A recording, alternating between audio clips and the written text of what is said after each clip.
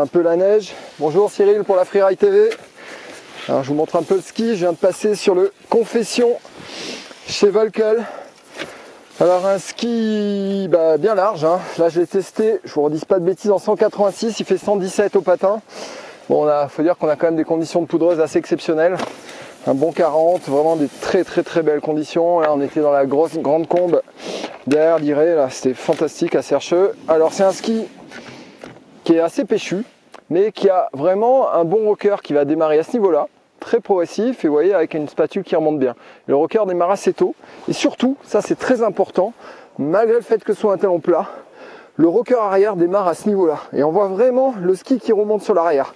Ce qui fait que, malgré un ski qui au niveau de sa construction, garde une plaque titanale, qui démarre vraiment ici au milieu du ski, tout le long, donc on a un ski vraiment péchu.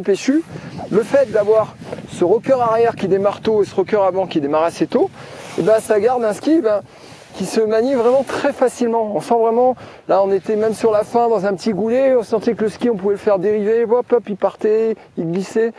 Donc par rapport au ski, c'est un ski rigide, exigeant, réservé à des très bons skieurs, c'est un ski qui aime skier vite, il faut envoyer.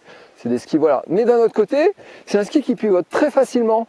Donc, soit sur la piste ou en poudreuse, ou dans les arbres. C'est un ski qu'on n'aura pas de mal à faire pivoter. Par contre, on a plus de mal après à le déformer. Moi, je fais 72 kg. Après, voilà, je sais que moi, personnellement, c'est des skis un peu péchus comme ça, j'aime bien.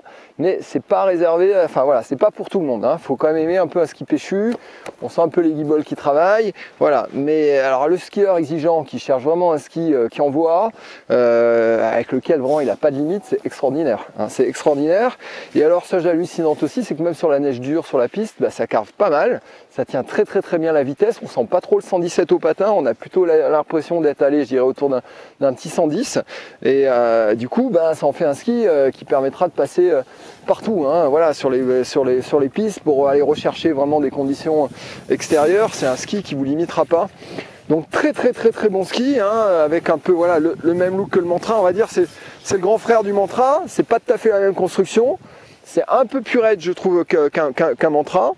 Voilà, mais voilà, après, pour les bonnes conditions, c'est vraiment un ski exceptionnel, réservé à des bons skieurs qui veulent un ski exigeant. Et là, vous serez vraiment pas déçus. C'est vraiment un ski top. Quand on a le niveau de l'emmener, ce sera dur de trouver ses limites.